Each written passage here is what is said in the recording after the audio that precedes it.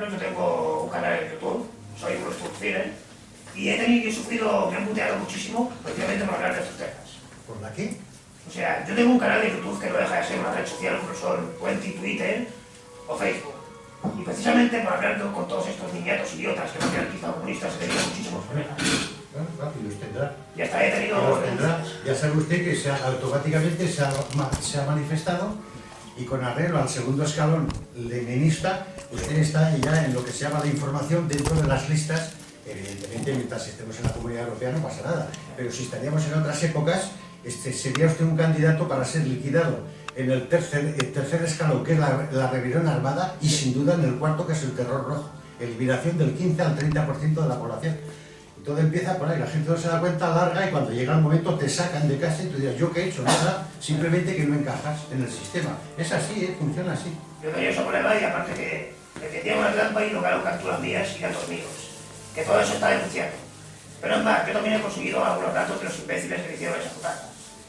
Y ahora... No lo diga, a ver si lo raptan, ¿eh? No, para hacerle hablar. Tienen no. medios que... Ya sabe usted cómo funcionaban los interrogatorios de la policía comunista. No eran una broma, ¿eh? Ya,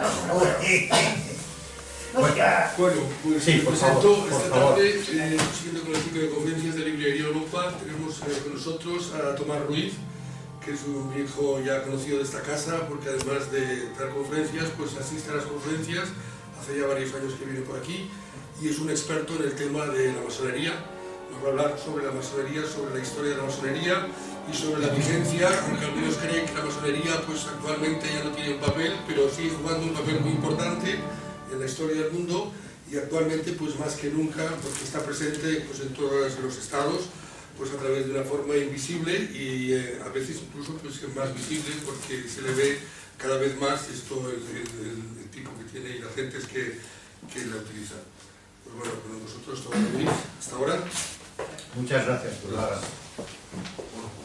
Bueno, hoy toca el tema de la masonería, que es un tema antiquísimo, pero que normalmente, pese a lo antiguo que es, la gente no acaba de tenerlo claro. Imagino que ustedes sí, porque ya se ve que son eruditos, por el mero hecho de venir a esta librería ya son iniciados. Pues es un tema que, aunque parezca que todo el mundo más o menos entiende, la verdad es que no se entiende. Ya lo verán enseguida por 2 o 3 toques que haré a continuación. Vamos a ver, ¿qué es la masonería? La masonería, la traducción del francés es un albañil, un señor que es un paleta, en catalán un paleta, esto es un masón. ¿Qué es una logia masónica? En fin, es un poco complicado la traducción del griego. Adaptado al tema que nos ocupa, una logia masónica es un lugar de reunión de albañiles y nada más, es así de fácil. Aparentemente, claro, estamos hablando de la masonería operativa, no la especulativa, que no tiene nada que ver con el mundo de la construcción, como se verá a continuación. ¿Cómo se define la masonería a sí misma? La masonería se define a sí misma como una moral de tipo particular que se enseña a través de la alegoría y se ilustra a través de los símbolos. ¿Queda claro? Bueno, pues ya hecha la introducción, empezamos con el tema rápidamente, porque me parece que con este chip que hay ahí tenemos 3/4 de hora para cada época de la masonería, la operativa explorativa. Se divide la masonería en 2 grandes épocas. La época, vamos a llamarla operativa, y la época especulativa. Todo es masonería, pero la verdad es que tiene bien poco que ver una con otra. ¿Cuándo empieza la operativa? Pues en el momento que el género humano, que tardaron miles de años, desde que bajaron de los árboles hasta que fueron capaces de construir un mínimo habitáculo que les permitiera sobrevivir y poder dormir con tranquilidad, porque el género humano es muy débil, no corre, es lento, no tiene armas naturales. Aquellos antepasados de los leones de aquella época tenían los colmillos de sable, que se llamaban, que sobresalían, yo qué sé, 8 centímetros de la boca.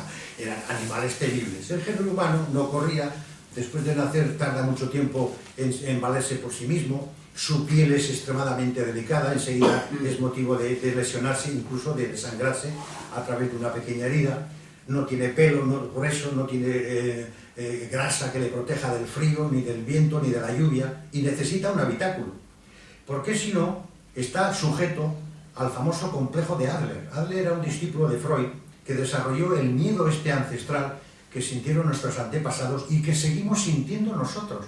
Los que somos montañeros ya desde críos, de mochila y marchas por la noche, estamos más curados de espanto. Los que nunca han hecho una experiencia de ese tipo, es curioso Y yo he llegado a ver hombres hechos y derechos que se han llegado casi a defecar en los pantalones del miedo, de estar una noche en la intemperie, en la naturaleza y solos. Es que no lo pueden soportar. Y ese es el complejo de Allen, que todavía lo tenemos transmitido en el código genético, lo que debieron de sufrir nuestros antepasados. Claro, bajaron del árbol, corrieron por la llanura, ahí eran totalmente indefensos, desalojan al oso de las cavernas, es el paleolítico, llega un momento que no siempre los alimentos y la bebida la tienen cerca y deciden soñar, evidentemente, diciendo que qué bonito sería que hubiese una caverna en aquel sitio que ahí corre agua, hasta en verano también sigue corriendo, no tanta, pero corre, los animales van a beber, podemos cazar y además hay árboles frutales, sí, pero allí no había cavernas. Y entonces deciden empezar a construir, en primer lugar fueron unos chamizos, de mala manera, luego con pieles hicieron una especie de tienda de campaña, hasta que con los cientos y miles de años llegaron a construir habitáculos de piedra, no una piedra cúbica en terminología masónica desbastada, sino sencillas piedras que al menos asentaban una sobre otra hasta que consiguieron un habitáculo que les protegiera de las inclemencias del tiempo y de otras tribus de hombres, porque el canibalismo estaba a la orden del día, los alimentos nunca les sobraban. Lo comentábamos ahora en el mundo de la naturaleza, no es ir al supermercado y llenar un carro. El que quiera sobrevivir ahí se va a enterar. Las películas de Rambo están bien, pero tampoco son muy reales. La naturaleza no ofrece nada gratis. Hay que ser muy largo en saber cómo se sobrevive allí. Y el género humano en aquella época pues le costaba mucho. Y ahí empieza a crear el primer chamizo, con los siglos, miles de años, llega a construir un habitáculo de piedra que le protege de los animales, de otras tribus, y al mismo tiempo del frío tremendo, porque nuestra piel, por aquí en las guerras mundiales, en la segunda se vio sobre todo los pobres alemanes, cómo perdían las batallas, porque el calor se les iba por las manos. Todo cazador que se precie no puede disparar con un guante. Los que entendemos un poco de armas, eso es imposible. La sensibilidad del gatillo, que suele estar entre 1,3 kg y 2 kilos como máximo, porque si no, no le das a un elefante a 2 metros, todo está en los gatillos, hasta llegar a los gatillos al pelo, que se llama, que se disparan con un soplo. Bueno, pero este es otro tema. Esta es una modalidad que se llama pistola libre. Venga, lo que voy. Entonces resulta que por ahí también se pierde el calor. Como baje 1 grado la temperatura de un ser humano, ya está listo, ¿eh? Como baje a 36, el proceso es irreversible. Vienen los extractores, el equipo parasimpático de la vida vegetativa empieza el temblequeo y al final la poca energía que le queda desaparece y mueren. Murieron cientos de miles de soldados en la Segunda Guerra Mundial por este tema. El género humano en la naturaleza sigue siendo débil. Debe ir o va con un equipo impresionante o mejor es que no se metan aventuras, porque no la cuenta. Bien, acaba el tema este del paleolítico, empieza el neolítico, construye y al mismo tiempo empieza a construir un habitáculo cerca de otro. Con lo cual, ¿qué ocurre? Ocurre que crea los primeros poblados, con lo cual se origina la mentalidad urbanística.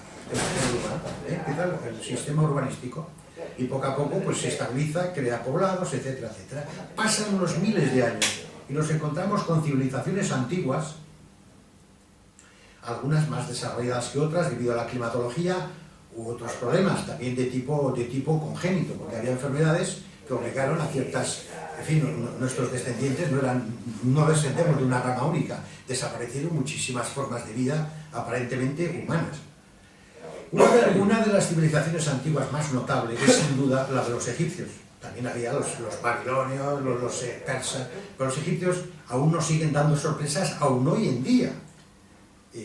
¿Cómo es posible que 500 años antes de Jesucristo unos individuos pudieran saber lo que era un ánodo y un cátodo y hacer los baños electrolíticos?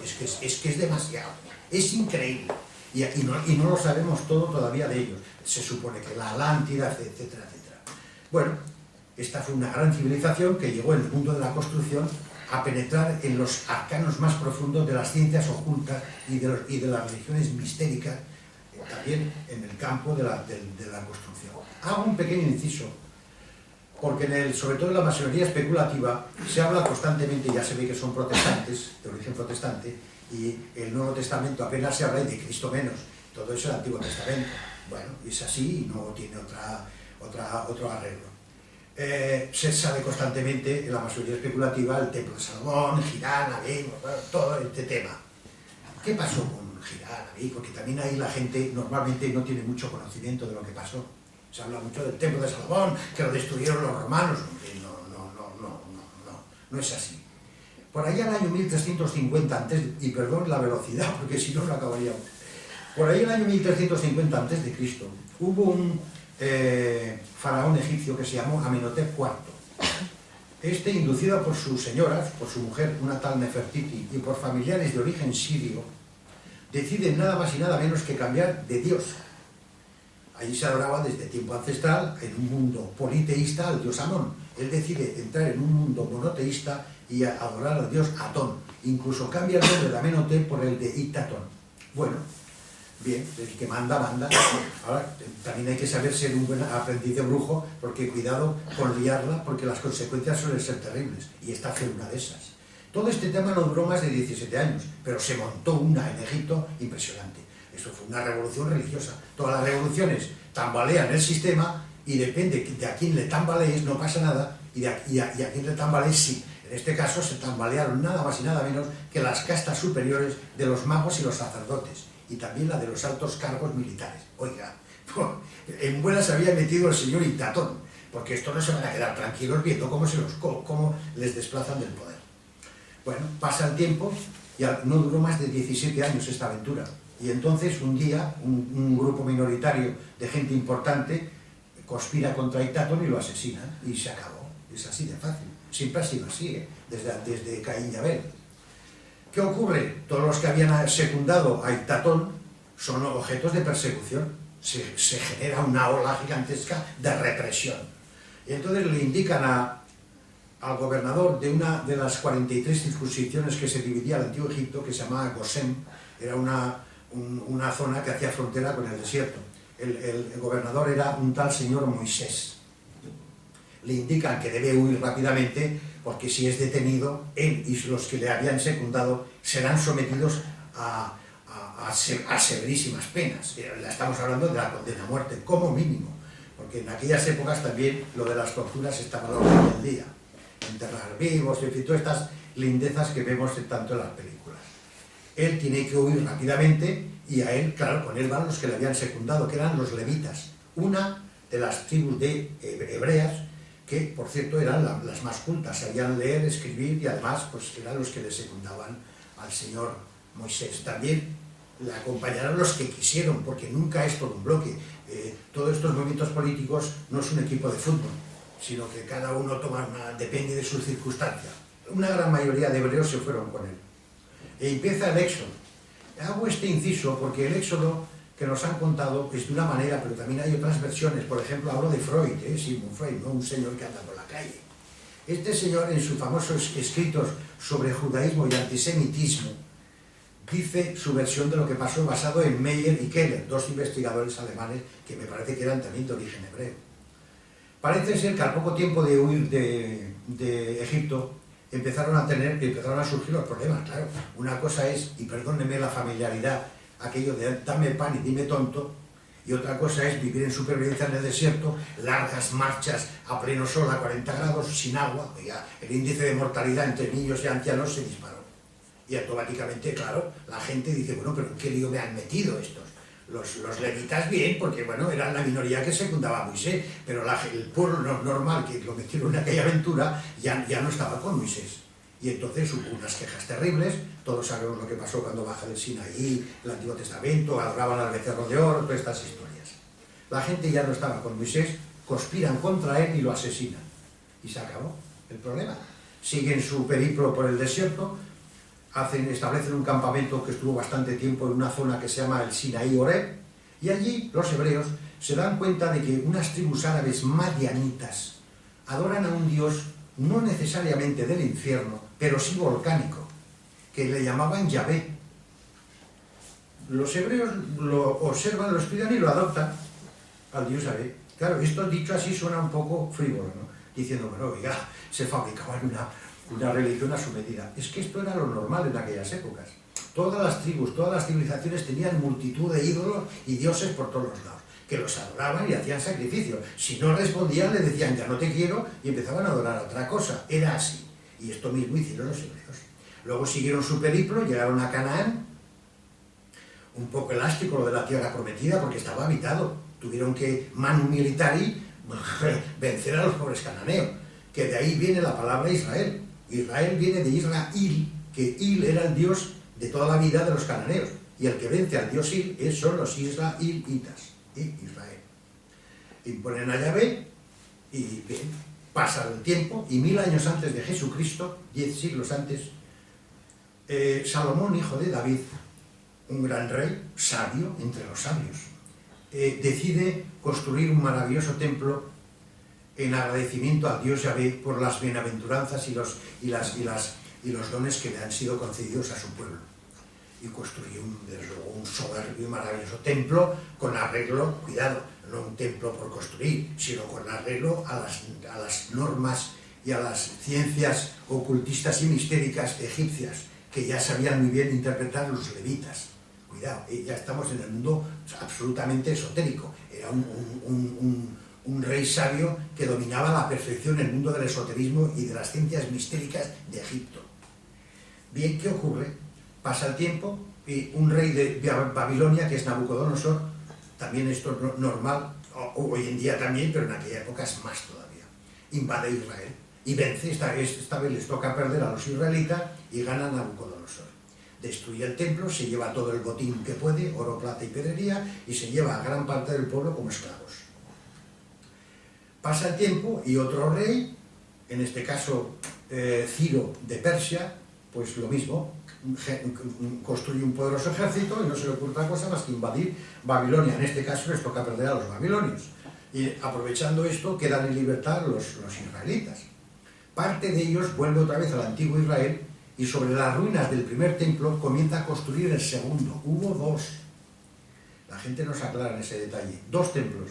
¿Quién lo construye? Hombre, lo construyeron varios. Evidentemente, como el primer templo de Salomón, había decenas de miles construyendo aquello. Pero el que más ha quedado constancia en los libros ha sido un tal Zorobabel, príncipe de Judá. Este es de los últimos en construir el templo y lo inaugura.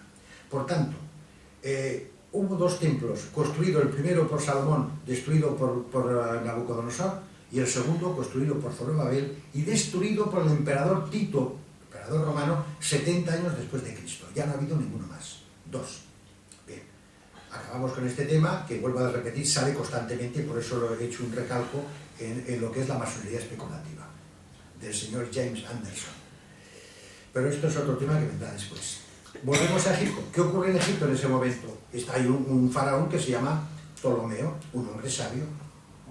Este señor requiere la presencia en Alejandría de los sabios griegos de la época, que bueno, su cultura había llegado al no más, y solicita de Euclides que se desplace a Alejandría para que allí construya una escuela de matemáticos. Bueno, debió de acudir Euclides, debieron acudir filósofos, geómetras y matemáticos, Pitágoras, etcétera, etcétera. Hay un documento, el más antiguo que se conoce, que dice que está datado en el año 1390. Dice que la primera logia masónica la creó Euclides en Egipto. Bueno, ahí queda. ¿Qué ocurre con los griegos? Pues hay una osmosis con la cultura egipcia, y con los romanos ocurre 3/4 de la misma. Hay una osmosis entre griegos y romanos. Es el inicio del Imperio Romano, que en su plenitud llegó a darnos estas maravillas que nos han dejado. Todavía aquí por Cataluña hay puentes que construyeron 500 años antes de Jesucristo y no se han caído, cosa que otros ingenieros han hecho puentes hace 2 días y se han ido al agua. Sabían construir aquellos elementos. Los romanos a las logias masónicas les daban el nombre de colegias, los colegias. Y así duraron durante muchísimos siglos, hasta que en el año 307 después de Jesucristo, estando Constantino el Grande como emperador en Roma, se instituye al cristianismo como religión de Estado. Bien, esto fue beneficioso porque para los futuros cristianos y católicos, ¿qué ocurrió? Una de las primeras cuestiones que los primeros obispos tuvieron en cuenta fue la de construir pues grandes iglesias. Bien, formidable. Continuó la tradición de los masones operativos constructores. Pasa el tiempo, llega el año 470-75, ¿y qué ocurre? Bueno, hay que hacer un pequeño impasse. Entre el siglo IV y el X Europa fue un constante trasiego de culturas y de tribus, de aquí para allá y de allá para aquí. Y al final, en este año, pues ocurre que gracias a los mercenarios bárbaros se acaban de invadir los visigodos en España, los ostrogodos en Italia y los francos en Francia. Bien, ¿quién responde? El Imperio Romano de Oriente. ¿Quién es? Justiniano. El Imperio Romano de Oriente era Bizancio, conocido por Constantinopla. Se recupera gran parte de Italia, parte importante de Francia y una línea costera del Mediterráneo de la península ibérica. Y ahí queda.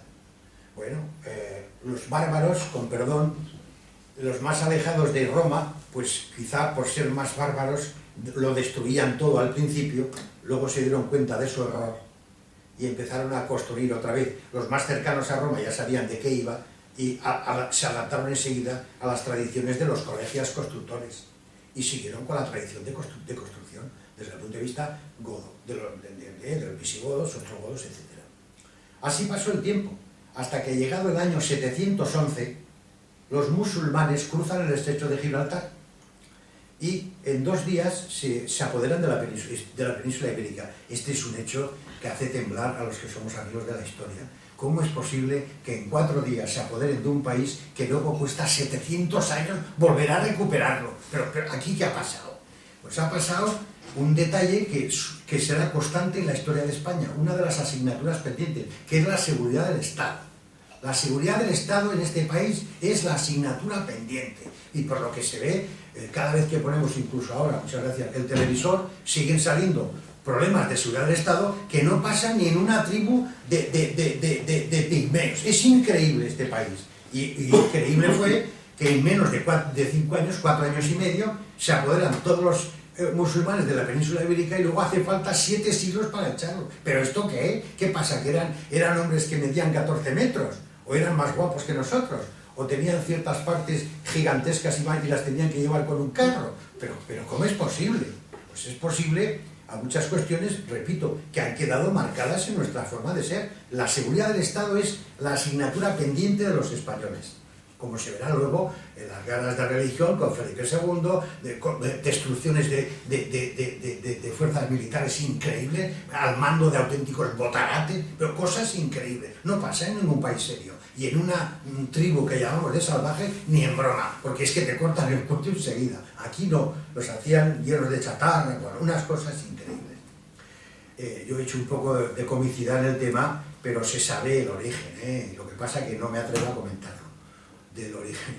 Esto lo habla muy bien mi paisano Pío Baroja en aquel famoso libro de comunistas judíos y de Marralea. Es delicado el tema. Solo falta que lo diga para que vengan aquí los mozos inmediatamente. Pues sí, no va fácil. Dejémoslo correr. Bueno, pero quiero decir que este es el problema, uno de los problemas más grandes que ha tenido España. Bien, ¿qué ocurre? Bueno, llegan hasta Poitiers, ahí son parados, son detenidos en el año 732 y empieza una larga contraofensiva. Las luchas, tal. La parte más alejada del frente, en este caso desde el punto de vista musulmán, que es Andalucía, no confundir con Al-Andalus, porque Al-Andalus era toda la península ibérica, que mucha gente dice, no, es que Andalucía, los de la Junta de Andalucía actualmente hablan de Al-Andalus, oiga, por favor, Al-Andalus es toda España, hombre. Andalucía era un sitio más que, como estaba más cerca de África, pues estaba tan alejado del frente que se permitieron el lujo durante 7 siglos de construir maravillas, por cierto, obras militares, pero sobre todo civiles. Estas mezquitas maravillosas de la saga de los Abderramán, que, bueno, pues afortunadamente han quedado en pie para goce y disfrute de las generaciones futuras. No todo hay que destruirlo, no, necesariamente, ¿no? Siempre hay alguien que viene detrás que es un poco más listo que uno y entonces pues sabe apreciar las cosas. Bien, así llegamos al año 1000, 1100, al año 1080, y llegado el año 1080, en aquel momento en el Vaticano hay un papa que se llama Urbano II. Este papa, secundado evidentemente por el Sacro Colegio, los obispos, etc., decide de que ya no se puede aguantar más el tema de los musulmanes. Dominan la Tierra Santa, los cristianos no pueden ir a visitar la tierra donde pisó el maestro, y además mancillan constantemente los santos lugares, y deciden intervenir manu militari. ¿De qué manera? Pues con una guerra que, como tiene totales connotaciones religiosas, se convierte en una cruzada. Y ahí viene el año 1090 la primera. dirigida por un tal Pedro el Ermitaño. Como en todas las cosas que son la primera vez, también las cruzadas, la primera fue un auténtico desastre. Se tomó Jerusalén y se nombró al primer gobernador, que fue el famoso caballero Godofredo de Bouillon, gran caballero, en todo este tema de las cruzadas. Duró muy poco porque enseguida ya se nombra al primer rey, que fue Balduino I, rey de aquellas tierras cristianas. El costo fue espantoso, terrible.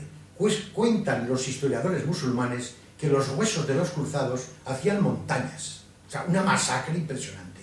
Entre otras cosas era debido, no se sabe si es en terminología moderna, por agentes infiltrados que sabían hacer bien el agitprop, pero en aquella época corría por Europa la voz de que los árabes eran unos individuos indolentes que se pasaban todo el día fumando extrañas hierbas y pendiente de los movimientos sensuales de sus odaliscas.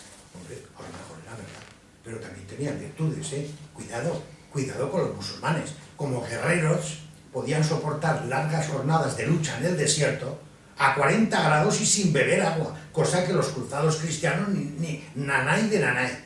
Y ahí, por ahí los pillaron, porque cayeron en trampas increíbles, persecuciones por el desierto sin haberse aprovisionado de agua, pero están locos. Bueno, la mortalidad fue terrible. Los papas deciden continuar con las cruzadas, pero no de aquella manera. Y entonces, a imitación de los musulmanes, porque los musulmanes eran soldados de Dios, de su Dios, Alá el Akbar, Alá es grande, morían con el fanatismo religioso por Alá. Los papas deciden, y el colegio cardenalicio, de que hay que crear un tipo de soldado profesional, pero no mercenario, nada de dinero por medio, un soldado profesional de Cristo, al servicio de Cristo. Y de ahí viene el origen de las órdenes militares monásticas. La primera se encarga, por cierto, a un señor que en aquella época era un santo muy conocido, que se llamó San Bernardo de Claraval, el hombre adecuado en el momento oportuno, no se dan con frecuencia. Este era un señor muy despejado, con el que crea los templarios, el cister y el gótico, nada más y nada menos. Este señor sabe mucho de muchas cosas. Conoce a una secta medio espía, medio arqueólogos, que se llama el Priorato de Sion. Sale mucho en las películas de enfrentamientos secretos y tal. Y con este núcleo de 8 caballeros más 1, que es el número 9, que es el número mágico y esotérico de los templarios, crea esta primera organización monástica militar en el 1118. Todos hacen el juramento de pobreza, castidad y obediencia, más un cuarto, que es el de ser un soldado al servicio de Dios. En el año 1120, 2 años después, se crea la Orden de los Caballeros de Hospitalarios de San Juan. Su primer objetivo fue el de socorrer a los heridos, a los lesionados. Luego, cuando la cosa se recrudeció, como se verá más adelante, tuvieron que tomar las armas también. Y en tercer lugar, se crea en el 1128 la tercera orden más llamada de los Caballeros Teutónicos, porque el verdadero nombre era Caballeros de Santa María, y teutónicos porque venían del norte de Europa, lo que ahora diríamos más o menos Alemania. Estos adoptaron la regla de San Agustín y los otros la de San Benito, todos monjes, de castidad, pobreza, obediencia, y el cuarto voto de ser un soldado de Dios, no de otra cosa. A medida que los se iban juramentando, los iban enviando rápidamente a Tierra Santa, porque aunque entre cruzada y cruzada, por ejemplo, entre la primera y la segunda pasaron más de 40 años, los escarceos y las escaramuzas eran continuas. Los musulmanes eran unos individuos, perdónenme ustedes la familiaridad, duros de pelar. Ahora se está viendo igualmente en la aventura que, en fin, los norteamericanos, etcétera, ellos sabrán, pero lo tienen crudo con este personal. Son durísimos, y sobre todo dentro del mundo musulmán, lo que es el mundo árabe. Cuidado, no hablo de los del norte del Magreb, que también lo son, pero es que los árabes eran temibles. Los sunitas, dentro de los chiitas y sufís, los sunitas son los tíos más duros que se pueda echar uno a la cara, y su fanatismo religioso es total. Morirán siempre por Alá y no les importa morir. Lo estamos viendo cómo se sacrifican. Cuando los soldados europeos, acostumbrados al ritmo de aquí y de bailar el rock and roll o lo que se baila actualmente, ven a aquellos individuos llenos de explosivos que le dan a la perilla, dice, ¿esto qué es? Esto es un musulmán, muchacho. Cuidado con ellos. Cuidado con ellos. No obstante, ese tipo de soldado guerrero cristiano hizo mella. Al final, enseguida de llegar a Tierra Santa, demostraron su valor, las 3 órdenes. Balduino I les cede a los pobres soldados de Cristo, que fue el primer nombre de los templarios, les cede las caballerizas del templo de Salomón, donde pueden empezar a excavar los del priorato en busca de los tesoros perdidos. Lo del tema de las películas es auténtico. Y dieron con muchas cosas, que fue luego a la larga su perdición. Pero ese es otro tema. Al recibir las caballerizas como nuevo cuartel, adoptan el nombre de caballeros del Temple. Y dejan lo de pobres soldados de Cristo y van vestidos con harapos porque habían hecho el voto de pobreza. Adoptan ya el uniforme definitivo, que es un sayón de lana blanca, con una cruz roja bordada en el pecho de 8 beatitudes. Ya estamos con el número 8. Acordaos que 8 más 1 es el 9, que es el número mágico. 8 siempre sale constantemente en el mundo de los templarios. Cuando veáis una iglesia de un polígono, aunque sea irregular, de 8 lados, con la linterna de los muertos y unas cosas rarísimas, como unos diablos que escupen por la boca, cosas raras, todo es esoterismo puro. Sigue siendo cristiano. Afortunadamente, durante el franquismo tampoco se tocaron iglesias como las de Unate. Allí se hicieron rituales de iniciación secretos que luego malcopió la masonería moderna. Se hicieron rituales de iniciación y lastimosamente con el tiempo se fueron degenerando hacia otros temas que no viene a cuento comentar porque está fuera de lugar. Que luego malcopió también algunas organizaciones secretas que continúan con el mismo nombre, pero bueno, mejor ni acercarse porque va a salir uno mal parado. Están por ahí todavía, hay un montón. En el Camino de Santiago hay varios, más que te los encuentras por todos lados. Bueno, hay varias organizaciones, todos a contra más grupo mejor. ¿Qué ocurre? Su valor es tal que el Balduino III les cede también la seguridad y el control de la famosa mezquita de la cúpula de la roca sagrada, aquella que fue construida por un arquitecto sufí en el año 800. Ya sabéis que los sufíes, no son muy heterodoxos, casi están en la frontera no del ortodoxo, sino en la frontera de la heterodoxia del Islam. Dan giros alrededor con aquellos sombreritos para entrar en un mundo esotérico, místico. Esto lo construyó un arquitecto sufí. Los templarios lo que hicieron fue quitar la media luna, poner la cruz de Cristo y a partir de entonces dedicarse al templo como iglesia cristiana. Repito que pasó el tiempo, vinieron hasta 8 cruzadas, hubo 8. La segunda fue encomendada 40 años después, en el 1147, al propio San Bernardo, que la dirigió, y fue un fracaso. Las cruzadas no fueron ni grandes éxitos ni grandes fracasos. El mero hecho de estar allí, en aquella tierra hostil, sin apenas medios, con aquella climatología desértica, ya implicaba, estuvieron 180 años, que ya son años. Bueno, en todo este tiempo fueron ocurriendo muchas cosas. Fracasa la segunda, la toma de Edesa, pero bueno, se mantiene. Viene la tercera, que la monta Ricardo Corazón de León con el rey Felipe VI de Francia, un fracaso, se pierde Jerusalén. La próxima se invade Constantinopla, una masacre, una barbaridad, parece mentira. Los caballeros de Cristo pasaban a cuchillo a todo el que pillaban, barbaridades sin número, sacaron un buen botín. Y luego vino otra cruzada organizada por Federico de Prusia, debía ser, un caballero alemán, que tras conversaciones con el sultán de aquellas tierras logró que los cruzados volvieran a Jerusalén. Y ahí estuvieron hasta casi ya las dos últimas, de la séptima y la octava, en las que las dirigió Luis IX de Francia, más conocido por San Luis, era santo, y la octava la dirigió y la financió, y murió en combate en esta última cruzada, en el que a consecuencia del surgimiento de un caudillo musulmán de origen muy sencillo, era un esclavo, se llamaba Saladino, y este señor era un genio militar, un estratega, había nacido para esto, y echó a los cruzados al mar, y además se apoderaron los musulmanes del Mediterráneo. ¿Qué ocurrió? Pues ocurrió que entre medio, hacia mitad de las cruzadas, los templarios sobre todo acumularon grandes fortunas. Ellos seguían siendo pobres porque habían hecho el voto de pobreza, pero la orden fue riquísima. Un parecido con algunas órdenes que aún hoy en día andan por España y que no digo quién, pero todos sabemos quiénes son. Ellos a nivel personal son pobres, pero la organización es riquísima. Bien, no se dedicaban, no se dedicaban exclusivamente al tema bancario y todas estas cosas que también fueron avanzados en ese tema. Habían inventado la tarjeta para poder viajar sin dinero, para evitar los asaltos de las bandas de bandoleros que en aquella época pues andaban sin control por toda Europa. ¿A qué se dedicaban especialmente los templarios? Cuando se enteraban de que en alguna zona se había manifestado un hecho sobrenatural, inmediatamente lo compraban, a buen precio, sin miramiento, y construían una iglesia mágica, donde practicaban sus secretos ritos de iniciación secreta de los caballeros que duraban 3 días. Tenía que ir subiendo por la linterna de los muertos y en cada estadio había un nicho donde debía dormir, donde debía morir, hasta que al 3er día, después de muerto, evidentemente simbólico, resucitaba y pasaba por el terrado hasta la linterna de los muertos, donde acababa el ritual de iniciación.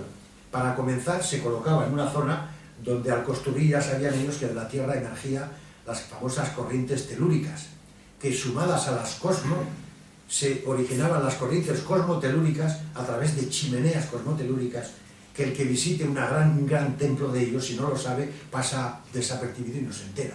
Ellos lo empleaban todo eso para una serie de prácticas. A ver, estuvieron tanto tiempo y el priorato descubrió tantos secretos que a la Iglesia también le fue bien, porque la Iglesia Católica del Vaticano quería saber qué había pasado con aquellas religiones que habían desaparecido. Algunas de ellas llegaron a dominar secretos impresionantes. Una de ellas fue el famoso Baphomet, que si van ustedes por el camino verán sobre todo en el Nate, esto está en Navarra, una iglesia que dice, esto es una iglesia católica, una cosa rarísima. Es un monumento mortuorio donde el claustro está por fuera y hace falta un ritual iniciático descalzo. Cuando se entra hay una zona donde debajo exactamente de la cúpula absorbes la energía que viene de la tierra, en fin, una serie de cosas increíbles. Con todas esas energías cosmotelúricas depende, por eso la linterna de los muertos servía para muchas cosas. Una de ellas era, por ejemplo, se encendía una hoguera y así se notificaba que había fallecido un peregrino, pero también cumplía otras cuestiones, por ejemplo, observar las estrellas. No eran unas galitas de centinela, que aparentemente lo parecen, no, estaban obsesionados con el cosmos, tenían una obsesión de las estrellas tremenda, algo buscaban que no se ha sabido, aunque uno se imagina, pero no se ha sabido. Esas sectas que se han llegado a exterminar en Francia hace 15 o 17 años, porque iban ahí todos, una vez de muertos sus espíritus, a no sé qué planeta, bueno, cosas, pero esto ya se pierde en la noche de los tiempos, ya existía en la época de los templarios. Pues acabó esto, se dedicaban a construir esta serie de templos y hacían esta serie de rituales y cosas por el estilo, que ya digo que degeneraron, pero ese es otro tema, bastante desagradable. Llega la octava cruzada, son lanzados al mar. Los teutónicos no tienen problema, desembarcan en el continente y bueno, inician su camino de vuelta a las tierras de origen. Ahí se enfrentaron contra los polacos y los rusos, hasta que al final del siglo XV, sin ya haber el motivo fundamental de su creación, pues poco a poco van languideciendo hasta que debieron de quedar en un puro testimonio, no fueron disueltos. Los de hospitalarios pues vuelven otra vez, recalan en las islas que les dejaron, porque los piratas musulmanes eran los dueños del Mediterráneo hasta la batalla de Lepanto con don Juan de Aspe. Lo pasaron mal, hasta que recalan en Malta, allí, pese a las luchas continuas, consiguen hacer raíces, y bueno, quedaron allí y se convirtieron con el tiempo en caballeros de Malta y aún están ahí porque no fueron disueltos. ¿Qué pasa con los templarios? Los templarios tuvieron el mismo problema, recalan aquí y allá, recalan en Chipre, fueron perseguidos por los piratas, la lucha era continua y deciden volver a Francia, si medio Francia era suyo.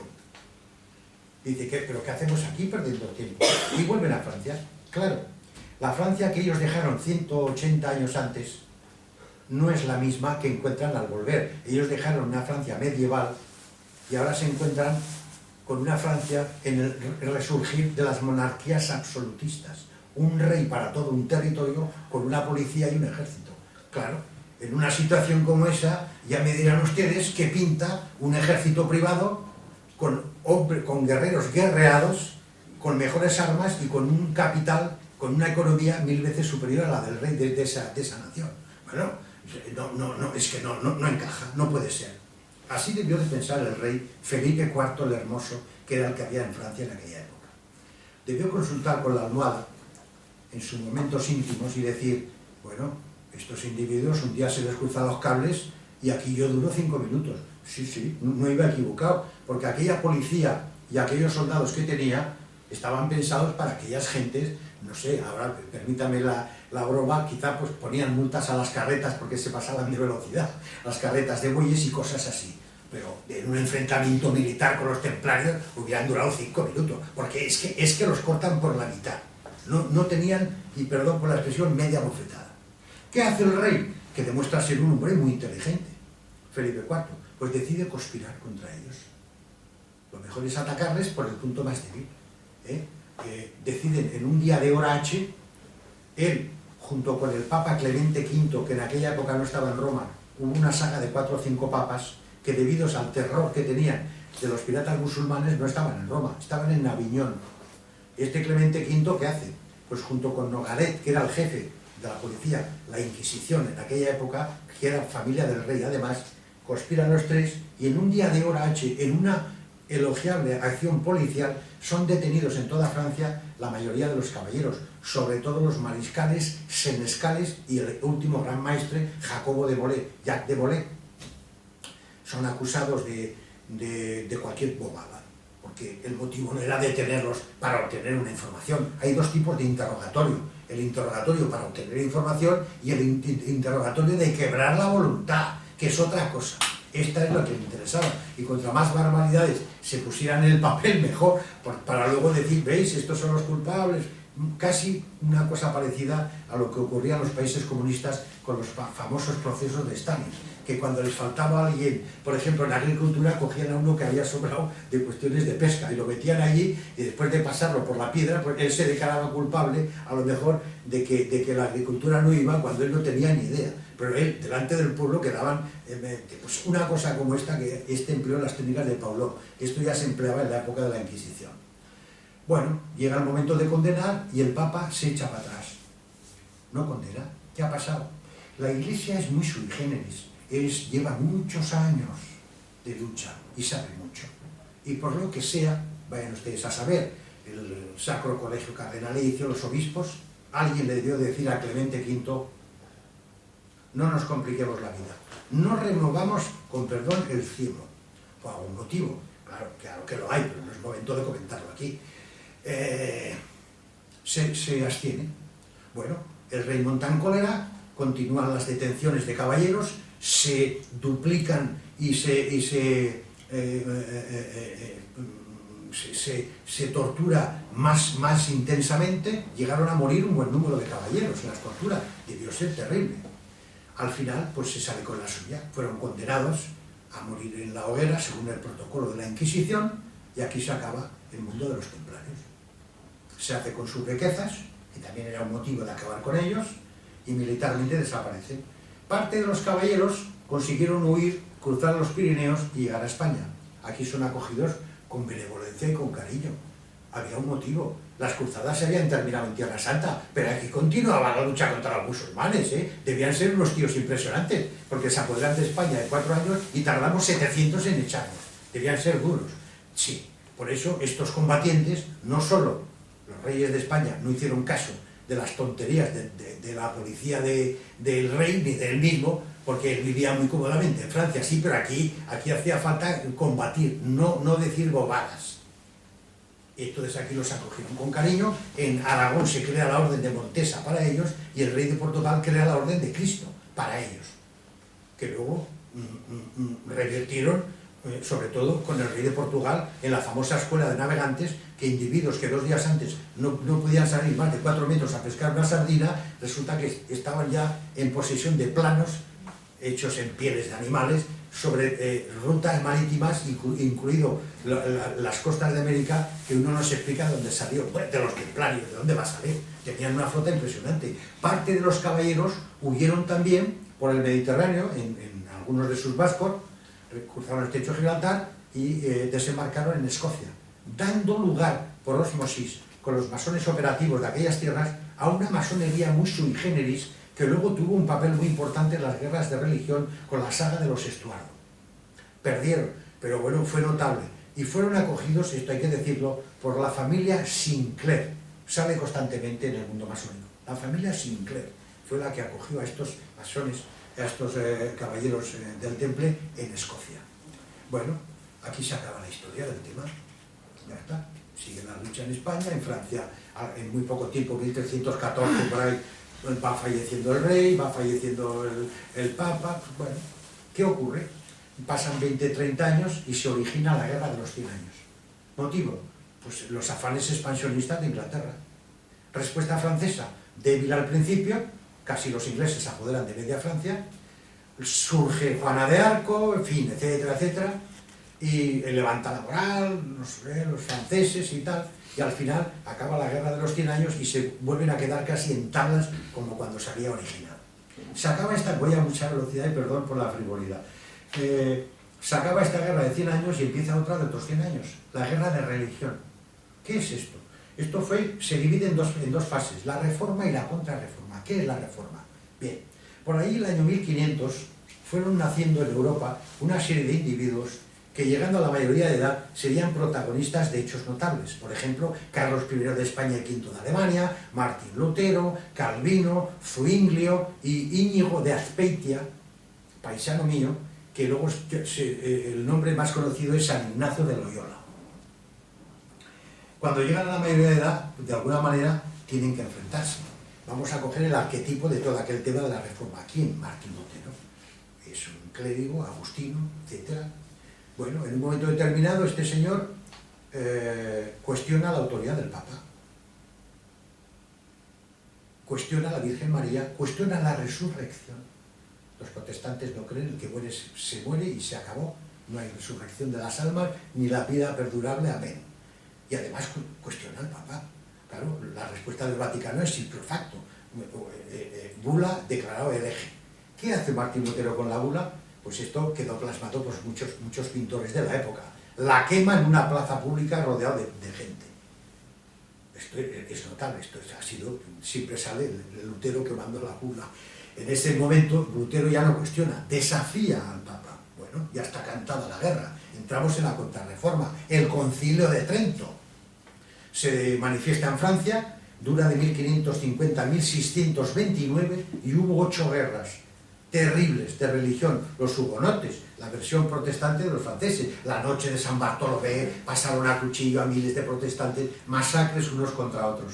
Ocurre también en Inglaterra, la famosa saga de los Jacobo, que algunos fueron reyes de Escocia y de Inglaterra, el problema de la masonería de los Estuardo, que eran católicos, la acción de Eduardo III, más conocido como príncipe de Orange, los orangistas, que se casa con una hija de Jacobo II, conspira contra su suegro y se hace con el trono, y inclina la balanza hacia los protestantes. En fin, las luchas fueron continuas. En Alemania, tardíamente, empieza la famosa guerra, 1600, me parece que fue 30, empieza la famosa guerra de los 30 años. También empieza por motivos religiosos y acaba por motivos políticos. Siempre lo mismo. Y entre medio, pues ya había fallecido Carlos I de España, no duró muchos años, y viene su hijo, Felipe II, un gran rey, el hombre oportuno en el momento adecuado, un gran rey, porque aquel momento España era el país más grande del planeta Tierra.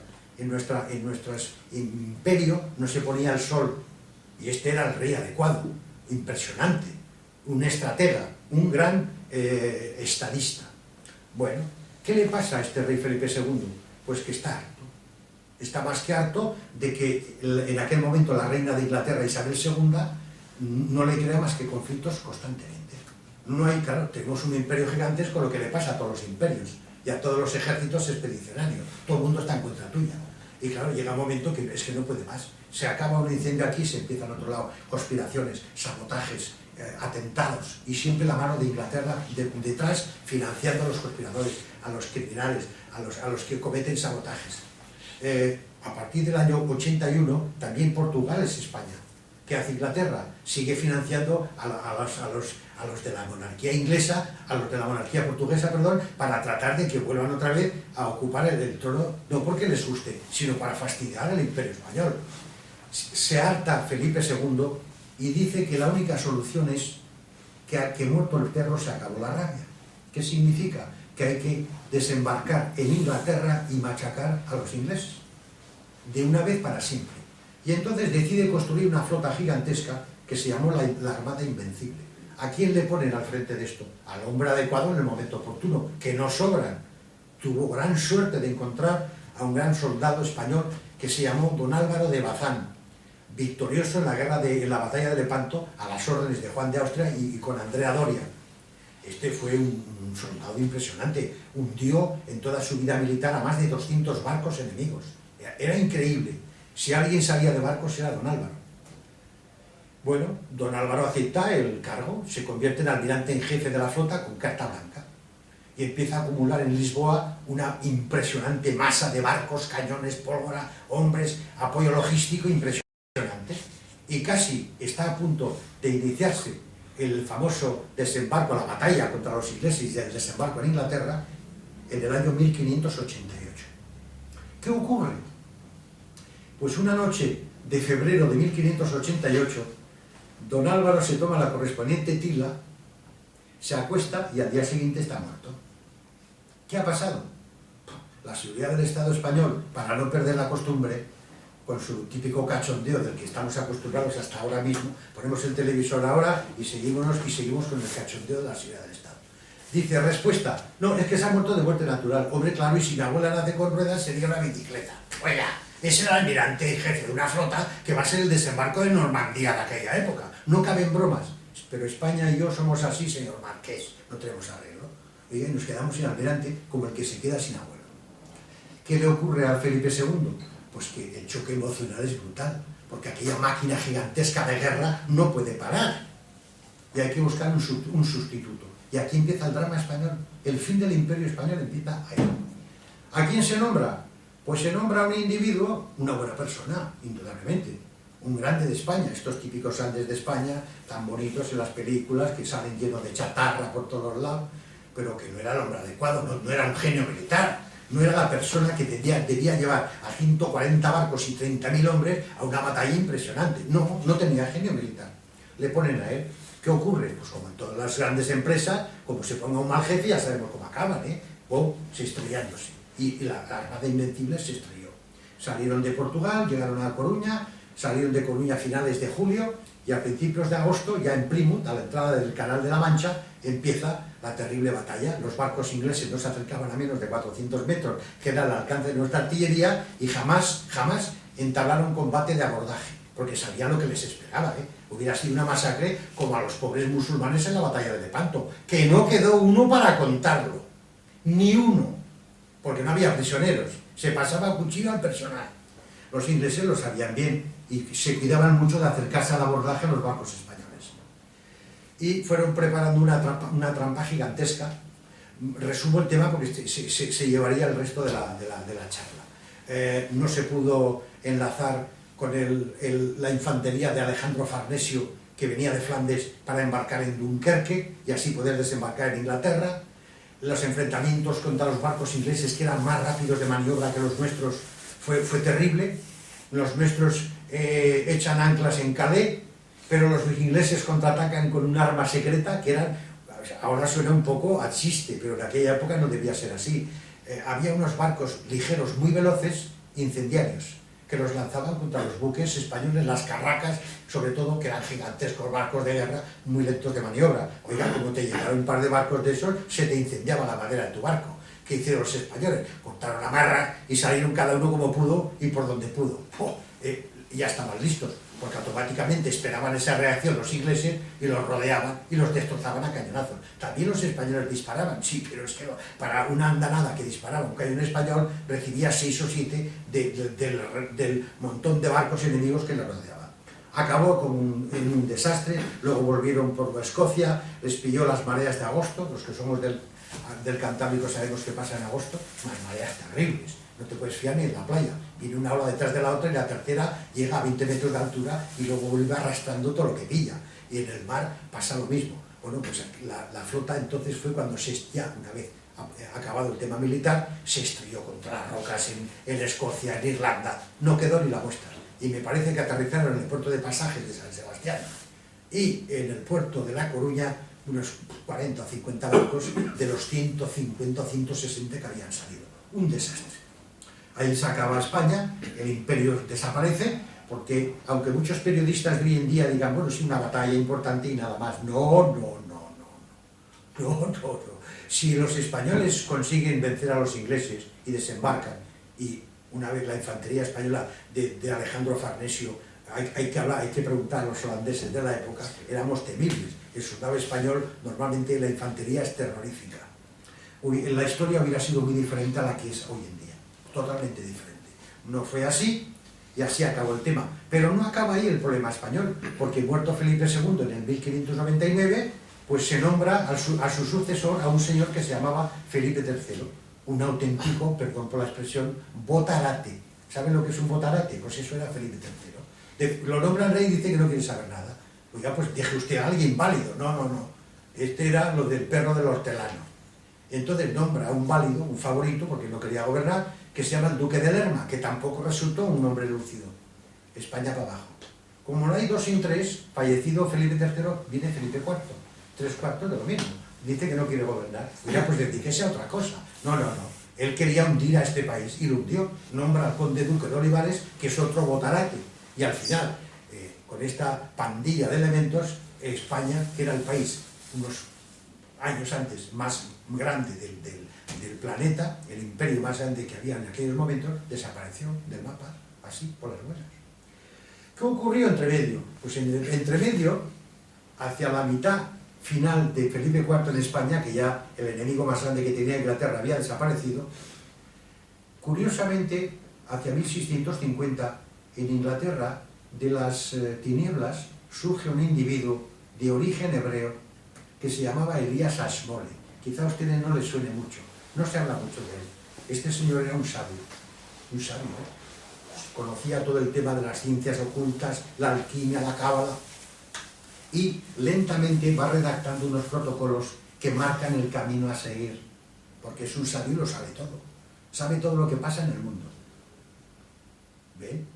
Rápidamente pasa el tiempo, vuelven otra vez las logias masónicas a ponerse en marcha, porque después de más de 200 años de guerras, todo aquello de la masonería cooperativa medieval quedó en tablas, y poco a poco se empieza a mover, hasta que de alguna manera llega el año 1717, y ese es el momento de finalizar la primera parte de la historia de la masonería, que es la operativa, y empieza la especulativa. ¿Qué ocurre?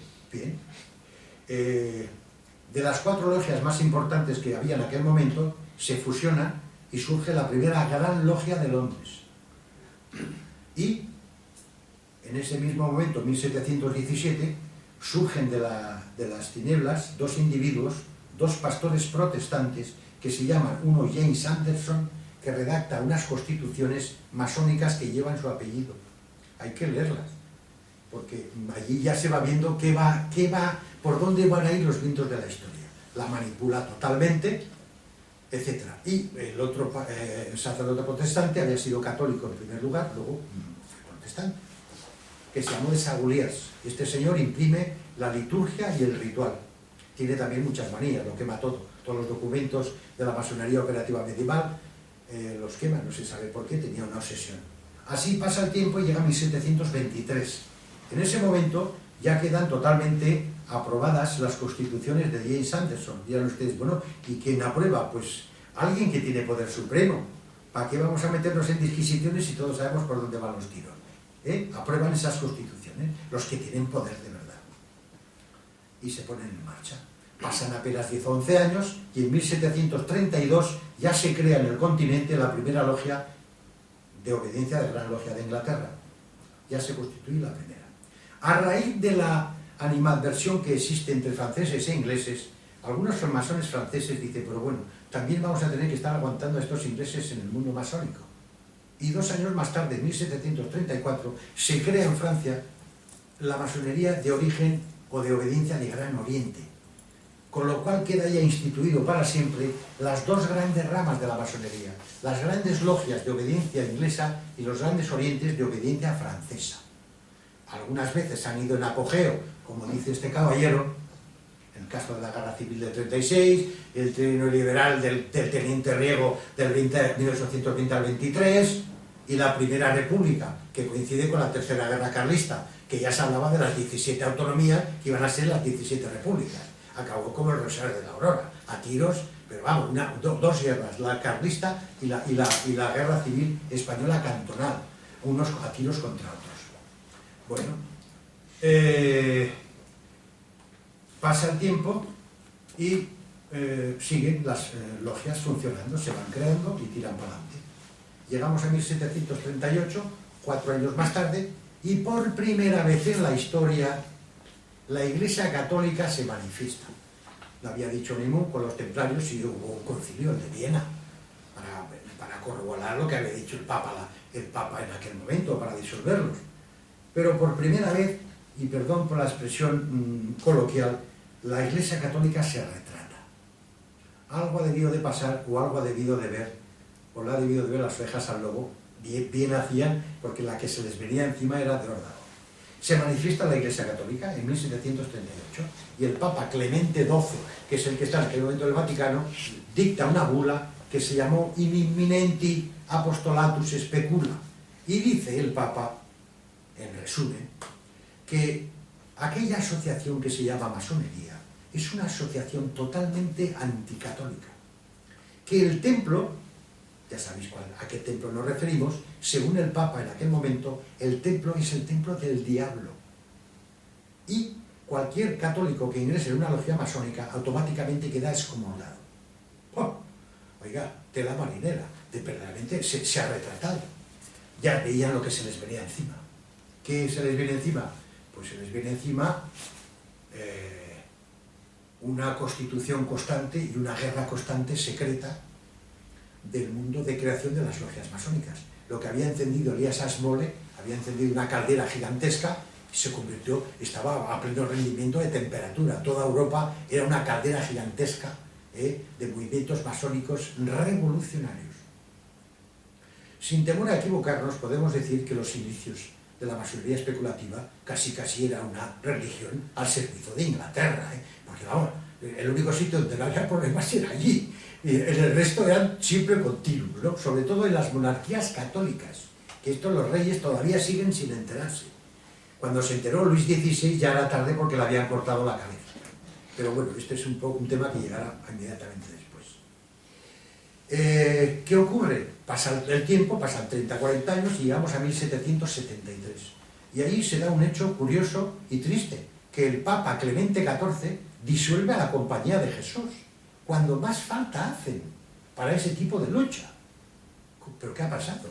Bueno, una conspiración bien montada por los Borbones, vayan ustedes a saber quién la había manejado. Ustedes habrán visto la famosa película La Misión, extraordinaria, de Robert De Niro, que más o menos, porque también, sí, los guionistas de películas también se salen de madre, pero más o menos se ve claramente cuál era el problema. Problema sociopolítico, económico. Llegó un momento que no coincidía con el religioso. Y entonces, claro, los jesuitas, pobres hombres, pues ellos como misioneros estaban al servicio de Dios. No así sus reyes. No así sus reyes, que posiblemente eran masones. Les cortaron el cuello igual.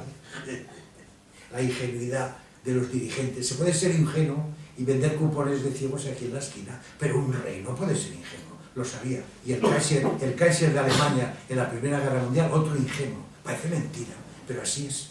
Bueno, ¿qué ocurre? Pues ocurre que se disuelve la Compañía de Jesús y hacia 1775, 74-75, de las tinieblas surge un individuo de origen hebreo que se llama Sabbatai Zevi. Este señor es un sabio, cuidado, un sabio, domina a la perfección las ciencias ocultas más profundas, la cábala, la alquimia, y además se hace llamar el Mesías. Sí, dirán ustedes, Mesías, pero vamos a ver, ¿qué clase de judío es este? Bueno, pues es un hereje de la religión mosaica, porque si no, no puede ser otra cosa, a él le daba igual. A ver, todas las religiones tienen parecidos problemas, y la ley mosaica tampoco iba a ser una excepción. Este señor formaba parte de una secta de hebreos poderosísima y secreta. Aún estoy. Hecho la moviola para atrás, y nos situamos unos cuantos años en Palermo. Años atrás nace un niño que al bautizarlo le dan el nombre de Giuseppe Balsamo. a los 3 añitos quedó huérfano, es acogido por el seminario, a los 12 lo acoge una familia, y al llegar a la mayoría de edad se lanza a la aventura.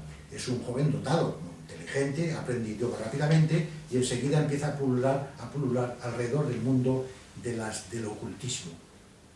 Bueno, llega un momento que domina el tema y se dedica a dar charlas en los salones, llega a tener tanta importancia que decide cambiar ese nombre un poco, de ir por casa de Giuseppe Balsamo, y se autotitula Conde de Cagliostro, que queda rimbombante y muy bonito a los ambientes de la nobleza.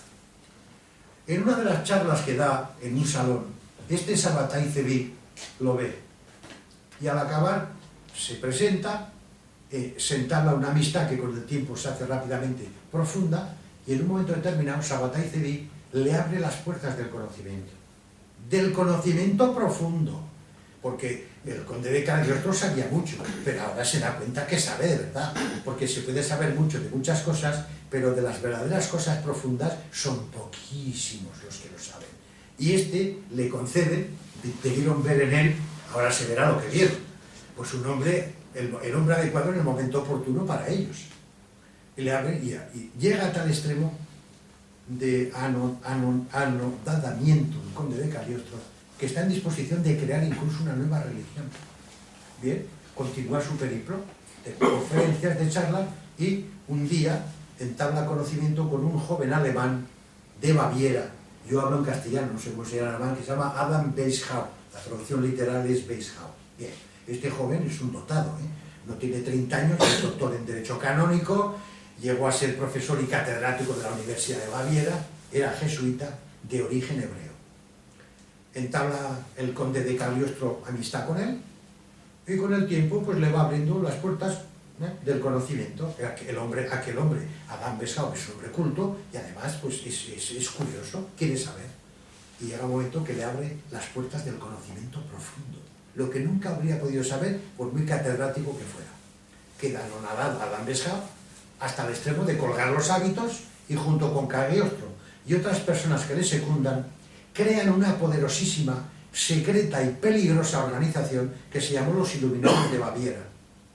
Se basó en el organigrama de los jesuitas, pero su filosofía era tremenda. Hoy en día diríamos que ha quedado restos en la ultraizquierda actual. Ya en aquella época se basaban en la comunidad de bienes, el comunismo, el fin de las monarquías por la vía revolucionaria en favor de las repúblicas, no creer en nada, o sea, ateos totales, y además un odio a la Iglesia Católica como no se había visto nunca. Pero odio, no un odio filosófico, un odio de levantar la mano con la espada y exterminar físicamente a la Iglesia y a sus ministros. Estos individuos, debido a la indolencia, vaya usted a saber por qué, de Federico de Prusia, se infiltraron rápidamente en la masonería. Porque uno de ustedes y yo podemos estar en una logia 20 años y no nos enteramos de nada. La masonería, como todas las grandes organizaciones, la Iglesia Católica y todas las demás que todos conocemos, pues usted puede estar 20 años y no se entera de nada, porque los que mandan de verdad es un grupo o dos, los cúpulas de mando. Estos individuos estaban muy bien informados y no perdieron el tiempo, rápidamente se infiltran.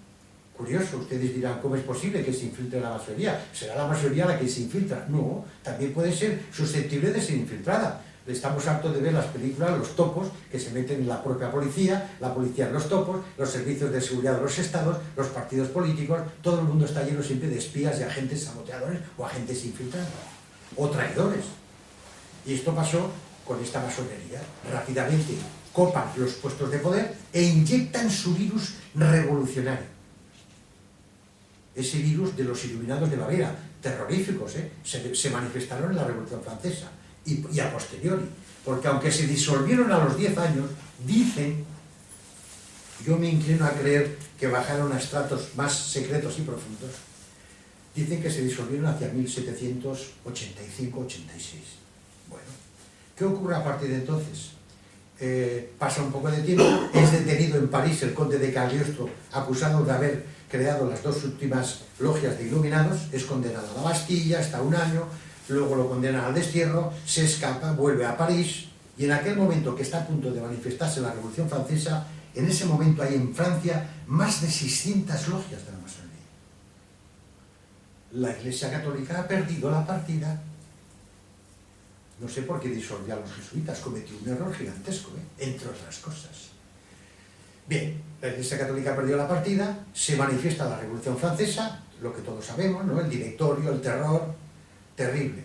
Y el pobre Luis XVI con María Antonieta, todos eran masones, ellos eran felices en los salones, oyendo la flauta mágica de Mozart, que es una composición musical maravillosa. Claro, eso era la cara de la moneda. No sabían que hay una cruz que era el señor Marat y Robespierre con un aparato que no era música, sino que ponías la cabeza y te quedabas sin ella. Y eso es lo que le pasó.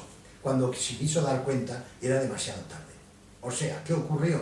Que Luis XVI, independientemente de que la masonería sea buena o mala, que este es otro tema, Luis XVI demostró ser un ingenuo y además tener una seguridad del Estado nefasta. Debieron de ir de aquí de España a asesorarle de que le iban a cortar el cuello, claro, porque apañado iba el pobre hombre. Se acabó así la monarquía francesa. Debía de saber él que las primeras monarquías en desaparecer siempre son las católicas. Esto es otro tema que los reyes españoles siguen sin aprender y todos han pasado por la misma piedra y con el mismo problema, no han aprendido. Va. Continúa el tema, se acaba el directorio, se acaba el terror y viene la época del consulado. ¿Quién? Napoleón Bonaparte.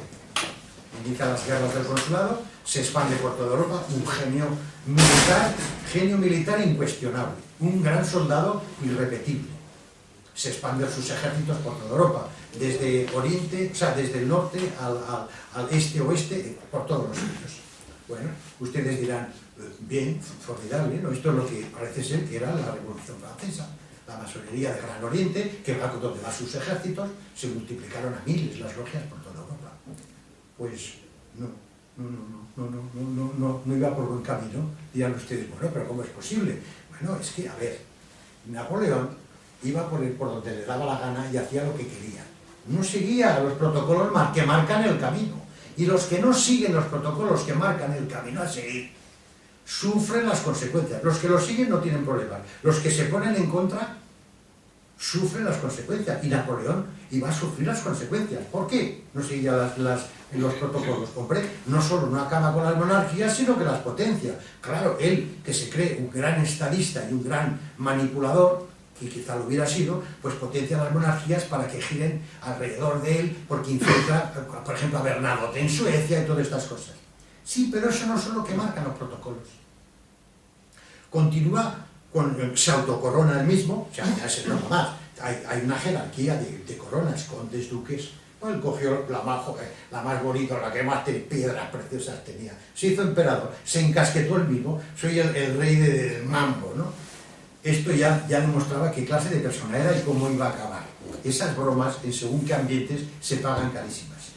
No solo con eso, continúa y dice que va a hacer un imperio francés impresionante en Europa, una Europa unida bajo su dirección. ¿Pero cómo una Europa unida? ¿Pero qué está usted diciendo? ¿Y qué pasa con Inglaterra? Cuidadín, cuidadín. Nada. Sigue y dice, voy a crear un gran banco de Francia al servicio del imperio.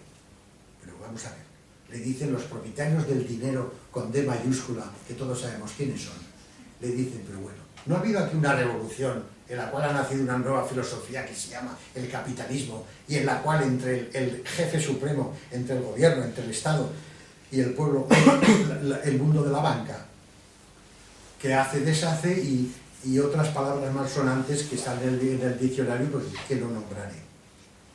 Claro, Napoleón, el concepto que tenía de banca era la banca de los templarios, unos grandes depósitos de oro y plata, preparados para en un momento determinado invertir en hombres, soldados, cañones, pólvora, y luego restituir para tener siempre un poder económico importante que respalda al imperio. Claro, el espíritu usurero no estaba contemplado. Oh, no, això no pot ser. Això no pot ser. Y la agenda de Napoleón es que no se le ocurre otra cosa más que construir una poderosa flota. A ver si lo adivinan ustedes para aquí. Pues para invadir Inglaterra. Oiga, se acabó, se terminó.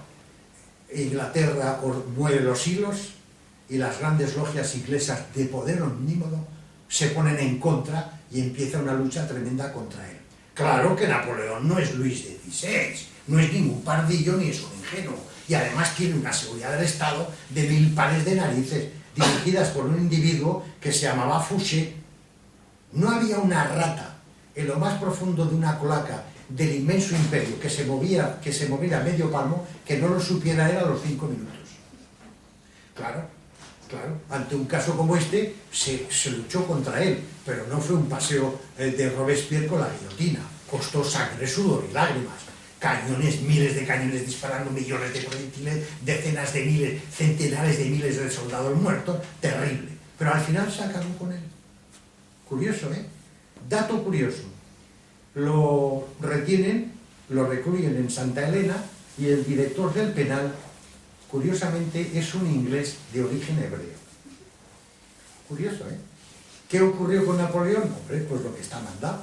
Una noche se tomó una taza de tila y al día siguiente está muerto. En este caso se investigó. Criminología ya estaba más moderna, no en aquella época, sino ahora unos pocos años, se descubrió que había restos de arsénico. Hay venenos que se degradan con el cadáver, como la escopolamina, y otros, como las sales metálicas del cianuro, quedan en los restos en el cabello y en la tierra. Por eso se determinó que había sido asesinado. Y se acabó Napoleón. Y las aguas volvieron a su cauce. Y ustedes dirán, volvieron al cauce, al remanso de paz. No. Volvieron al cauce revolucionario y volvió a calentarse la caldera revolucionaria, pero siempre con arreglo a lo que marcan los protocolos que marcan el camino a seguir, no lo que uno le dé la gana.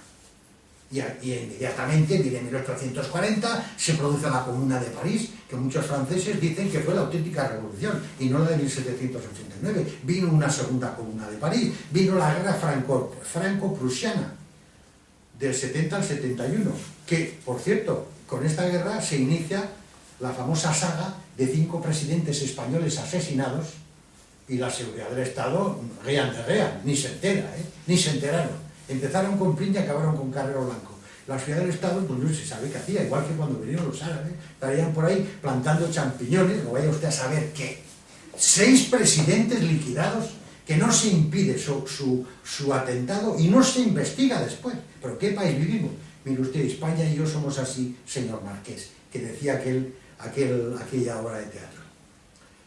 Bueno, la saga de los españoles la dejamos un poco de lado, volvemos a Europa, todo es una caldera revolucionaria, llegamos a 1897 y parece ser que en Basilea se reúnen las cabezas pensantes de las principales organizaciones sionistas. ¿Qué ocurre? Pues ocurre que redactan, parece ser, unos protocolos, que es lo típico, del camino a seguir. En 1902 alguien publica estos protocolos. La primera edición desaparece, no se ha vuelto a saber de ella. Luego viene una segunda y una tercera, hasta que en 1905 se publica incluso en francés, Sergio Nil. El gran poder de la prensa sionista, que es encomiable, hay que quitarse el sombrero, pues declara apócrifo aquellos protocolos y así lo asumen los principales gobiernos del mundo.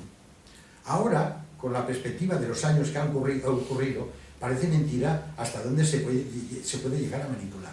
No entro en disquisiciones, pero ¿cómo se puede decir que eran apócrifos cuando en 1905, que sale uno de los últimos protocolos, ya se está produciendo el primer soviet en Rusia, coño? En Petrogrado se estaba haciendo la primera huelga revolucionaria, bien organizada por los bolcheviques, que todavía no eran bolcheviques, el Partido Socialdemócrata de un señor Lenin, que luego andaba en un tren para aquí y para allá, pero ya empezó en 1905 en la fábrica de tractores Putilov de Petrogrado, donde se organiza la primera huelga salvaje política. Como no había sindicatos, se crea el primer Consejo de Obreros y Soldados, que en ruso es un soviet. Tiene narices de decirnos que eran apócrifos, pues si lo ponía allí, que iba a ocurrir la Revolución Rusa, como la Primera Guerra Mundial, que viene poco tiempo después. ¿Qué ocurre con Alemania? Alemania, a partir de 1850, pasa de ser un país eminentemente agrícola a ser un país industrial. Lo puede hacer, tiene recursos naturales, cosa que no tenemos en la península ibérica. Los alemanes tienen hierro, tienen carbón, hay ríos con agua, con mucha agua, navegables. Bueno, todo ello da lugar a una siderurgia poderosa y un país poderoso en siderurgia, pues construye edificios, puentes, máquinas, locomotoras, toda clase de elementos de metal y también armas. Armas y armas poderosas. Con lo cual, el imperio alemán de la época del Kaiser pues se convierte en una potencia que quita mercados, ya en un mundo capitalista de economía de mercado libre, quita mercados a otros países como Francia e Inglaterra. Ya no caen bien los alemanes, bueno. ¿Pero por qué se mantienen? Porque los alemanes y los ingleses se parecen muchísimo en aquel momento.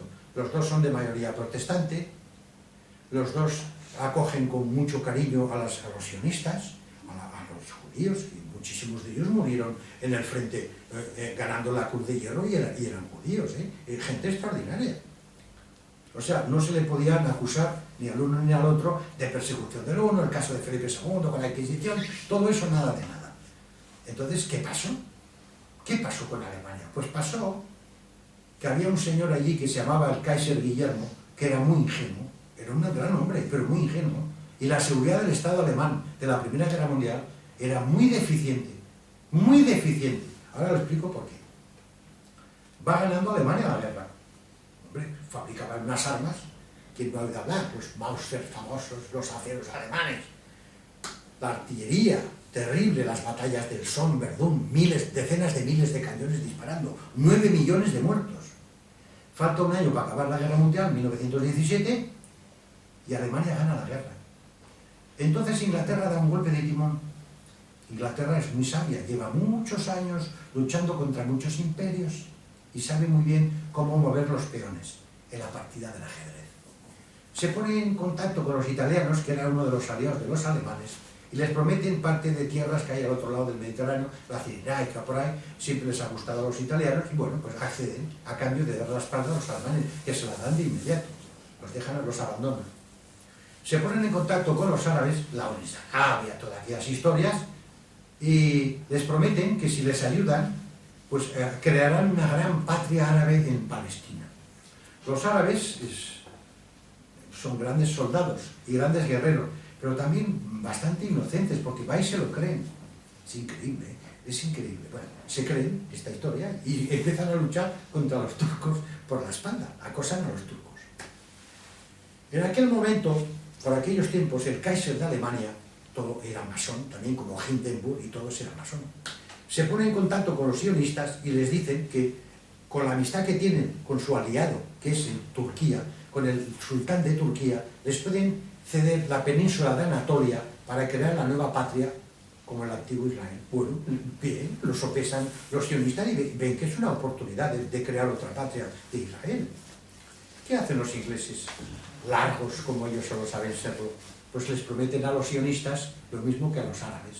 Les dicen, nosotros os ofrecemos no a Anatolia, no, Israel, que es Palestina actual. El famoso Lord Balfour, que luego en el 48 fue la declaración Balfour de este famoso Lord inglés. ¿Qué ocurre? Debido al ataque por la espalda de los árabes, que ya tienen dos frentes, Oriente y Occidente, el sultán de Turquía se cierra en banda y adopta una posición numantina, con lo cual el tema de la península de Anatolia queda en suspenso, no están para bromas. Entonces, claro, los sionistas ven que la posibilidad que les ofrecen los ingleses es la factible en aquel momento. Pero claro, como nadie da duros a 4 pesetas, resulta que les piden que a cambio Alemania pierda la guerra. Y entonces los sionistas aceptan, oiga, y traicionan a los alemanes. Y en 4 días se les va la guerra de las manos como el agua se va a través de nuestros dedos. Y este es el fin de los alemanes en la Primera Guerra Mundial. Llegó el año 20 y todavía no lo habían asimilado, no se lo podían creer. Bueno, fueron traicionados. Y este es el fin, digo, de la Primera Guerra Mundial, el Kaiser, etcétera, etcétera. Entre medio hay la Revolución Bolchevique, que no da tiempo ya, está basada en 5 escalones de Lenin para la guerra revolucionaria, que hoy en día lo estamos viendo en los sucesos que pasan en el mundo, y ustedes que son más jóvenes lo irán viendo durante muchísimos años, los 5 escalones de Lenin, el terror rojo, la rebelión armada, la información, la HIPRO, todo esto forma parte de un complejo y perfectamente estructurado sistema científico de hacer revoluciones. Nada de aficionados. Saben muy bien lo que hacen. Y cuando hay que mover un peón u otro. De esta manera lograron hacerse con la Unión Soviética, con lo que luego fue la Unión Soviética. Llega el año 20, la República de Weimar, la paz de Versalles, terrible, los alemanes sufren en su orgullo, pagaron el precio de ser excesivamente ingenuos, y llega el año 24, que ya es prácticamente el final de esta charla, ¿y qué ocurre? Pues que de las tinieblas surge un individuo de origen hebreo que se llamó Richard Kalergi. Este señor le tocó en aquel momento, un hombre sabio, Este redacta unos protocolos que marcan el camino a seguir.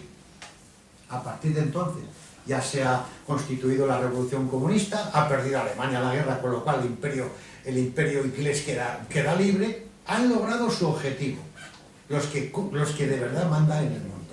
Todos sabemos quiénes son. ¿Y entonces qué ocurre? Pues que hay que plantear unas nuevas estrategias para los próximos decenios. Y Richard Kalergi, un hombre dotado, inteligentísimo, un sabio, pues redacta unos protocolos que marcan el camino a seguir. Y el camino a seguir es crear un movimiento que se llamó paneuropeo, cuya bandera es una bandera de color azul y un círculo de 12 estrellitas doradas, que son las 12 tribus de Israel, para el que no lo sepa. Lo llevamos en las matrículas de nuestros coches. No se lo dirán en el telediario, no sé por qué. Hay una ola de silencio sobre este tema, pero si están todos los libros, no hay ningún secreto. Las 12 tribus de Israel son las 12 estrellitas que llevan ustedes en sus coches y que las están metiendo en la Comunidad Europea. Dirán, bueno, ¿y cómo es posible que ahora ocurra esto? Ocurrió lo siguiente. En el momento que el señor Richard Kalergi proyecta el plan paneuropeo, pues es el advenimiento de los fascismos.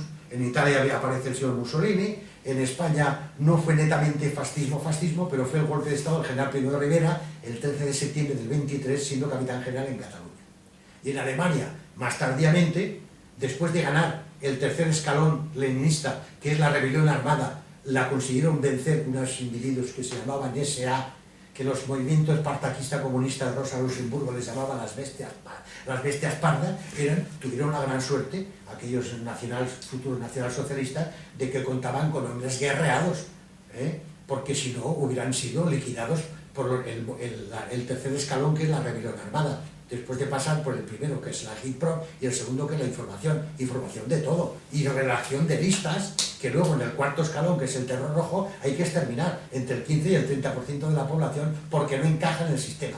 Por eso, cuando el otro día hablaba con un conocido, me decía, ostras, Tomás, hay problemas, fíjate, en el mundo árabe, aquí y allá, que en Cuba nunca pasa nada. Y digo, claro, ni en ningún país comunista. Me dice, ¿y por qué? Digo, porque los que podían presentar un problema están bajo tierra y han sido liquidados en el proceso que se llama de terror rojo. Aquí en España sufrimos las dos partes. La rebelión armada, que es el descabezamiento del enemigo, eliminar a las cabezas pensantes, por el caso de Calvo Sotelo, y el terror rojo en pequeño, que en Rusia fue multiplicado por 20.000, lo de Paracuellos. Toda la gente que estaban detenidos, ¿para qué juzgar? Que estaban detenidos por sospechosos de neofascistas, ya no había más que hablar. Venga, ametralladora al canto y miles, que es el terror rojo. Pasó con Pol Pot en Camboya. ¿Por qué se mataba a la gente? Coño, porque no encajaba en el sistema. El mero hecho de llevar unas gafas ya era motivo para ser liquidado. Bueno, este es el sistema comunista, el sistema que se emplea en el País Vasco. La gente no acaba de entender. Dice, ¿qué es eso de la HITPRO? ¿Qué es la agitación? Coño, la Kale Borroka. La versión en pequeño en España es la Kale Borroka.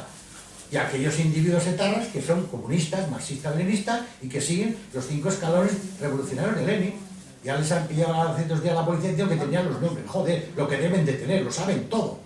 ¿Qué es la información? Pues es el informarse de todo. ¿Dónde están los cuarteles de la policía? ¿De qué armas disponen? ¿Cuántas municiones? ¿A qué hora viene el empresario? ¿Dónde vive? ¿Quién es el chofer? Todo el mundo va alargando. Todo eso, en la antigua Unión Soviética, se reciclaba en aquellas universidades revolucionarias, la de Patricio Lumumba en Moscú, y desde allí surgían cada año revolucionarios profesionales y agentes secretos, pero profesionales, que ha sido el eterno problema de los, con perdón, no peyorativamente hablando, los fachas españoles y también el resto de Europa. No son profesionales y apenas pasan del primer escalón, que es el HITPRO, y mucho hacen. No llegan ni al segundo, que es la información. Los comunistas sí, ustedes que son jóvenes todavía lo que tienen que ver, bien, acabó. Entonces, cuando llega el quinto escalón, que es el Estado comunista, lo que da información se divide en dos, uno es dinámico y otro estático. El primero en Rusia tomó el nombre de Cheka, que es la formación de la Policía Política Provisional, y el otro es el embrión del futuro ejército rojo de este país comunista. Siempre lo mismo. Si es que además es el AIU, pero parece ser que no hay manera, porque no hay una televisión que lo comente, ni en forma. Y mire que es fácil. Además, lo dijo Lenin ya cuando aún estaba casi con un biberón. Pero bueno, se ve que las burguesías, no sé si están manipuladas o es que verdaderamente nos ponen algo en el agua. Porque si no nos explica, se cae en la misma trampa 1.000.000 de veces una detrás de la otra. Ya se apañarán, porque yo afortunadamente ya soy mayor, pero lo que se les viene a los tontainas de turno es de campeonato. Bueno, no sé, ya sabrán sobresalir.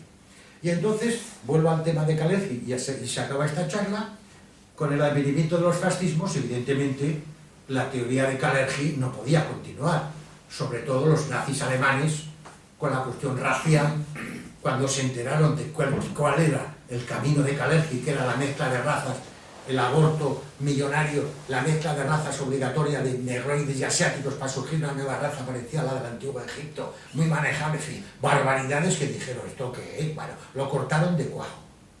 Cuando acaba la Segunda Guerra Mundial, en el año 48, y se constituye la República Federal Alemana, los norteamericanos, que son los herederos del poder inglés, este poder de ocultismo, etcétera, va a parar a los norteamericanos. Y ellos vuelven a reimplantar en Europa y en el mundo el plan Kalergi de 1924, que es el plan que en este momento está funcionando en España, hoy y en el futuro. Hoy y en el futuro. Por tanto, todo lo que está pasando y lo que va a pasar a ustedes, que ya no hablamos de Elías Asmole ni de la Armada Invencible, ahora hablamos ya de ahora. Lo que va a pasar ya está escrito. Está redactado por Richard Kalergi en los protocolos. El que siga el camino seguirá, y el que se ponga en contra sufrirá las consecuencias. Y ustedes dirán, ¿y quién sufre las consecuencias? Pues mire ustedes, este libro que hay aquí, que se llama Adiós Europa, está escrito por un señor que se llama Honsick. La broma de escribir este libro le ha costado a este señor Honsick estar en la cárcel. ¿Por qué? Pues porque se ha puesto en contra, y el que se pone en contra sufre las consecuencias. Otro conocido, no sé si ustedes lo conocerán, es una broma. Es nuestro común amigo y compañero Pedro Varela. ¿Qué ha hecho Pedro Varela? Pues ponerse en contra, y automáticamente el que se pone en contra sufre las consecuencias. Varela no lo ha escrito, sí, pero lo vende en esta librería. Motivo más que suficiente, a la cárcel. Pero si no hay leyes que digan nada. Pero señores, por favor, pero déjense de ingenuidades, hombre. El poder oculto no necesita leyes, hace la cosa porque se le pone la entrepierna, coño. Y verdaderamente el que sí es un peligro de verdad para ellos, siempre muere en un extraño accidente que nunca se investiga. Y este es el final. Se lo digo porque irán viendo todo esto cada vez que lean el periódico. Si alguna vez quieren saber lo que les va a pasar a ustedes, sobre todo los más jóvenes, yo les recomiendo que compren este libro en esta librería o donde puedan. Me parece que en muy pocos sitios, pero yo he preguntado en 1000 sitios importantes y miran por este ordenador y todo y dicen, no nos consta, claro, hijo mío, ¿cómo van a permitir al sistema que este libro se publique? Acuérdense, Gerhard Honsick, Adiós Europa, el plan Kalergi. Aquí está el secreto de todo. Y entonces, este es el final de esta charla. Muchas gracias por la atención. Recuerden que el que siga el camino marcado en los protocolos, sea rey, general, camionero o mendigo, el que siga el camino seguirá, y el que se ponga en contra, sea rey, general, camionero o mendigo, se va a enterar. Da igual la categoría social que usted tenga, se va a enterar. ¿Me entiende? Muchas gracias y me despido, saludando, siempre digo, Shalom, saludo al Mossad que me estará escuchando, porque el Mossad escucha siempre en todos los sitios y más estos temas. Muchas gracias.